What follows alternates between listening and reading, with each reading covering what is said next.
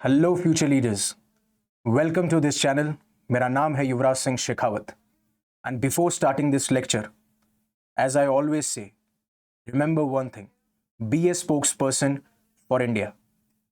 अब ऐसी न्यूज़ मैं कभी कवर नहीं करता हूँ। हमारे चैनल्स पे मोस्टली वही नेशनल न्यूज़ या फिर वही जियोपॉलिटिक्स न्यूज़ कवर होती है जिसका कोई ना कोई रेलेवेंस है, चाहे वो मास ऑडियंस हो या फिर आपके यूपीएससी एस्पिरेंट्स हो। बट इस न्यूज़ को कवर करना इसलिए इंपॉर्टेंट है क्योंकि लोगों के अंदर अवेयरनेस होनी चाहिए कि जिस तरीके से सुसाइड्स और मर्डर्स बढ़ रहे हैं और आप और हम किन चीज़ों का ध्यान रख सकते हैं जिससे हमारे घर में और हमारे आसपास के लोगों में ऐसी चीज़ें ना हो। इसलिए मैं ये न्यूज़ कवर कर रहा हूँ। इस न्यूज़ को कवर करने के बाद में मैं आपको नेशनल क्राइम रिकॉर्ड ब्यूरो का डेटा भी दूंगा और क्या क्या हम ऐसे स्टेप्स ले सकते हैं जिससे कि ये सुसाइड्स और मर्डर्स ना हो, क्योंकि भारत में स्पेशली देखा जा रहा है कि हर साल सुसाइड और मर्डर्स का रेट बढ़ता ही जा रहा है। तो चलिए शुरू करते हैं।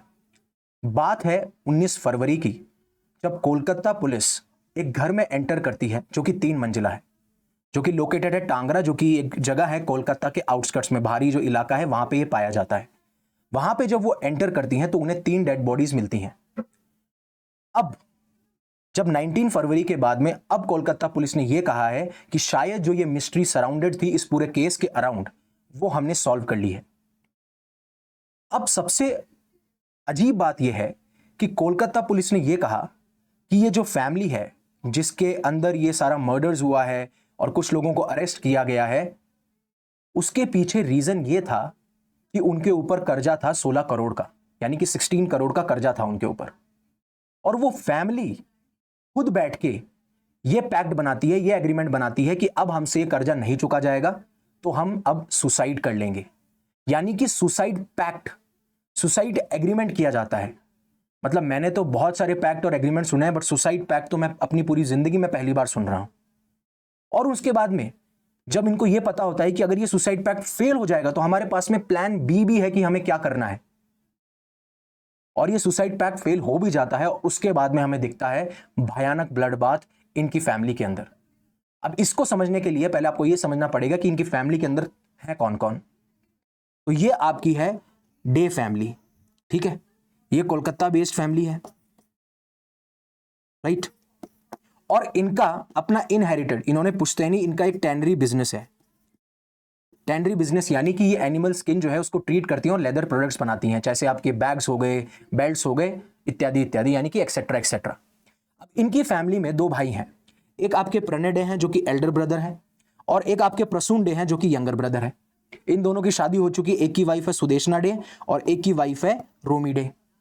अब प्रणय डे और सुदेशना डे का एक बच्चा है सन 15 साल का, और प्रसून डे और रोमी डे का एक बच्ची है डॉटर 14 साल की। अब 19 फरवरी को लाश मिलती है, 17 फरवरी को यह फैमिली सुसाइड पैक्ट बनाती है, यानी कि उससे पहले डिस्कशन चल रहे थे, बोल रहे थे कि हम सारे के सारे सुसाइड कर लेंगे।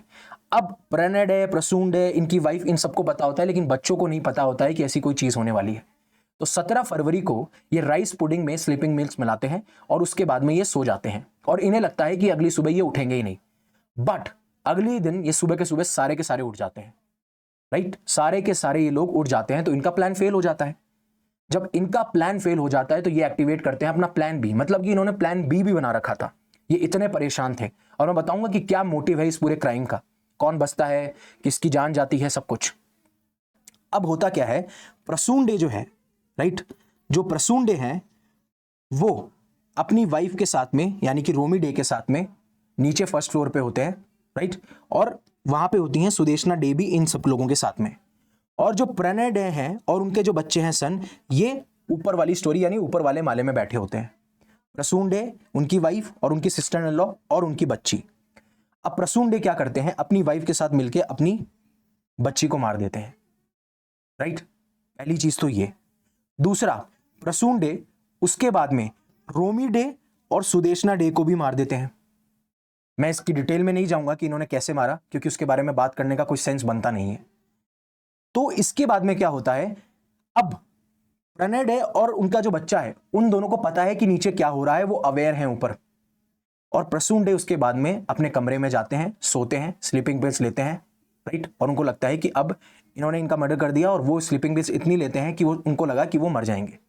बट अगले दिन प्रसून क्या होते हैं, अलाइव रहते हैं, यानी कि जिंदा रह जाते हैं। और फिर काफी ब्रेकडाउन्स होते हैं इनके साथ में। और जो प्रणय और उनका बच्चा है वो दोनों कार में बैठते हैं और वो एक मेट्रो पिलर में अपनी कार को क्रैश करा देते हैं। उनको लगता है कि इससे हमारी मौत हो जाएगी, बट वो इंजर्ड हो जाते हैं और उनको इमीडिएटली हॉस्पिटल ले जाया जाता है।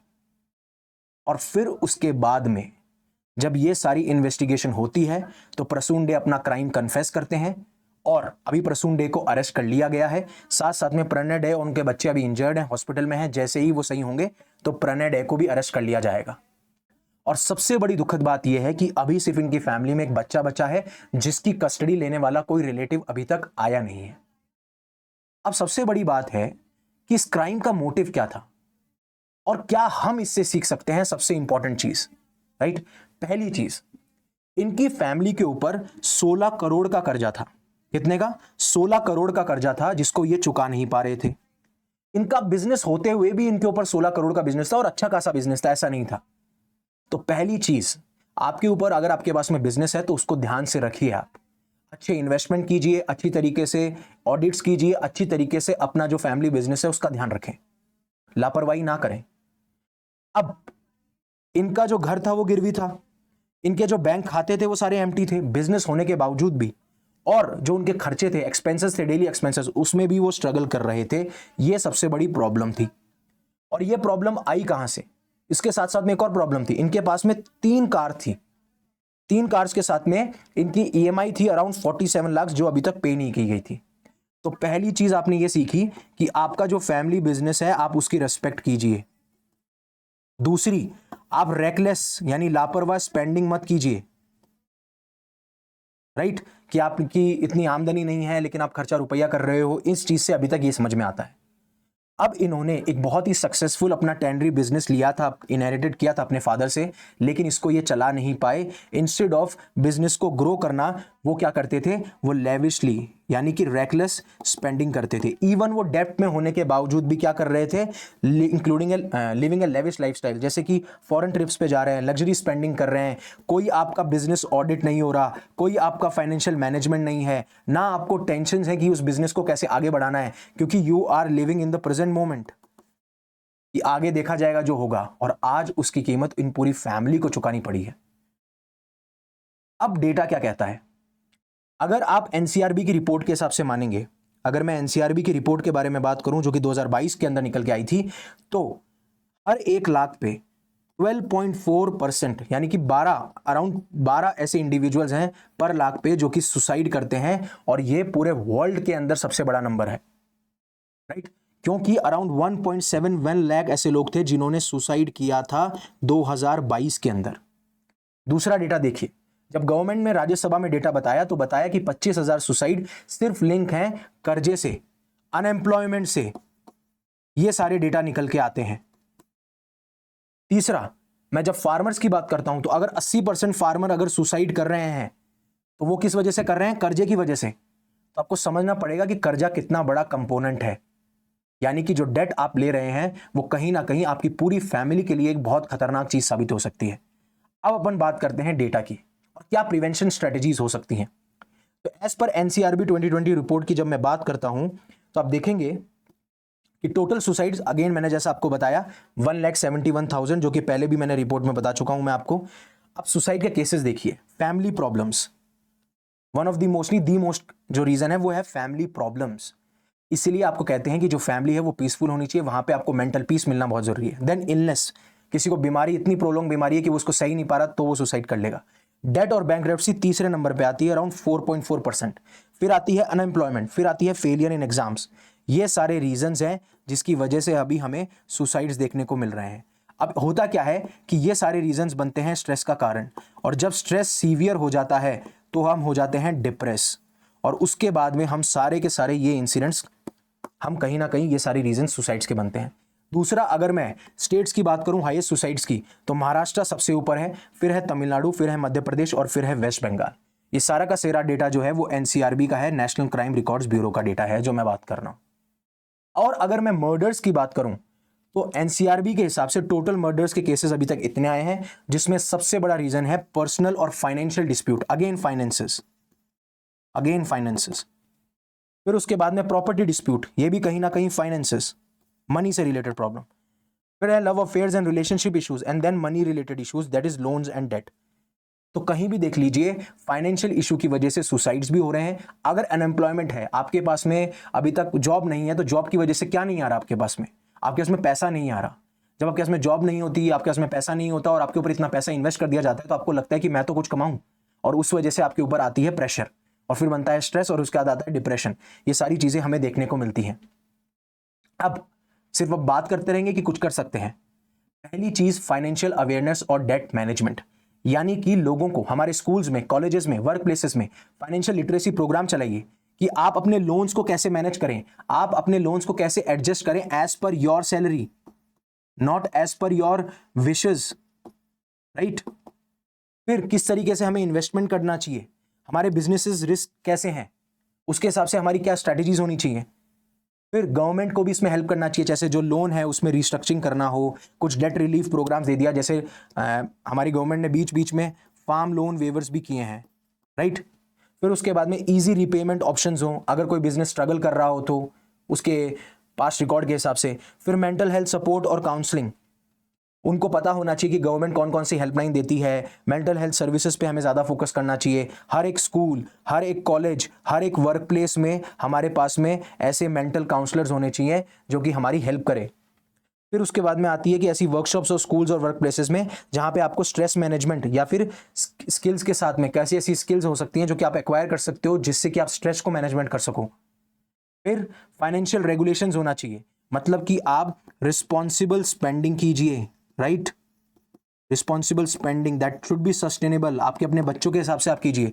दूसरा, बिजनेस ऑडिट्स कराइए, जिससे आपको ये पता चले कि बिजनेस में क्या इशू आ रहा है, हमारा बिजनेस कौन कौन से रिस्क से होते हुए जा रहा है, हमारा कोई धंधा है तो वो कैसे कैसे रिस्क से गुजर रहा है। फिर फैमिली और सोशल अवेयरनेस बहुत इंपॉर्टेंट है कि आप फैमिली में एनकरेज कीजिए कि लोग आपसे आपस में ओपन अप हों, ठीक है, जिससे कि लोग अपनी इस प्रॉब्लम्स को सॉल्व कर सकें। क्योंकि काफी बार लोग सिर्फ अपनी रिस्पॉन्सिबिलिटीज को वहन करते वक्त भूल जाते हैं कि वो भी इंसान है। फिर पुलिस को और सोशल वर्कर्स को ट्रेन करना चाहिए कि वो आइडेंटिफाई करे ऐसे लोगों को जो कि इस क्राइसिस में है, स्पेशली मेंटल क्राइसिस में है। क्योंकि हर एक प्रॉब्लम आपको अटैक कहाँ करती है? आपकी मेंटल हेल्थ पे अटैक करती है। और जब वो प्रॉब्लम आपकी मेंटल हेल्थ पे अटैक करती है तभी आप डिप्रेस होते हैं और आपको लगता है कि अब कोई सॉल्यूशन नहीं है। उसी टाइम पे बहुत इंपॉर्टेंट हो जाता है कि आप काउंसलर से मिलें, आपकी वर्क प्लेस पे ऐसे लोग हों, आपकी फैमिली में ऐसे लोग हों जहाँ पे डिस्कशंस हों, जहाँ पे सॉल्यूशन के बारे में बात की जाए और आप इन सारी चीज़ों को अवॉइड कर सकें। सो ये मेरी गुहार है आपके लिए कि अगर आप प्रॉब्लम में हैं, कुछ इशू है, तो आप अपनी फैमिली मेम्बर से बात कीजिए, दोस्तों से बात कीजिए, इन सारे लोगों से बात कीजिए, क्योंकि बहुत इंपॉर्टेंट है आपकी लाइफ, राइट, आपकी फैमिली के लिए और इस देश के लिए भी। तो अगेन, अगर आप अनअकैडमी की तैयारी कर रहे हैं तो आप अनअकैडमी के साथ जुड़ सकते हैं। फ्लैट 60% ऑफ आपको मिल रहा है और आप इन कोर्सेज में अवेल कर सकते हैं जहाँ पे मैं कोर्सेज लेता हुआ नजर आ रहा हूँ। आप मेरा कोड यूज़ कर सकते हैं, दैट इज़ UV50, UV पाजी वाला UV, एंड उन्होंने मार दी 50। एंड अगेन, अगर आपको सीसेट में अंडर कॉन्फिडेंट हैं, आपको लगता है कि आप GS में तो बहुत अच्छा परफॉर्म कर रहे हैं, सीसेट में उतना अच्छा परफॉर्म नहीं कर पा रहे हैं, तो आप मधुकर सर के साथ में जुड़ सकते हैं। अनअकैडमी आपके लिए एक मॉक टेस्ट भी लेके आया 9 मार्च को, जिसमें कि आप बहुत सारी प्रिलिम टेस्ट सीरीज जीत सकते हैं, सीसेट टेस्ट सीरीज जीत सकते हैं 1 महीने के लिए। So again, thank you very much for listening to me, giving me your precious time. Stay safe and stay happy. This time I am very much serious. Please stay safe, stay happy. शब खैर।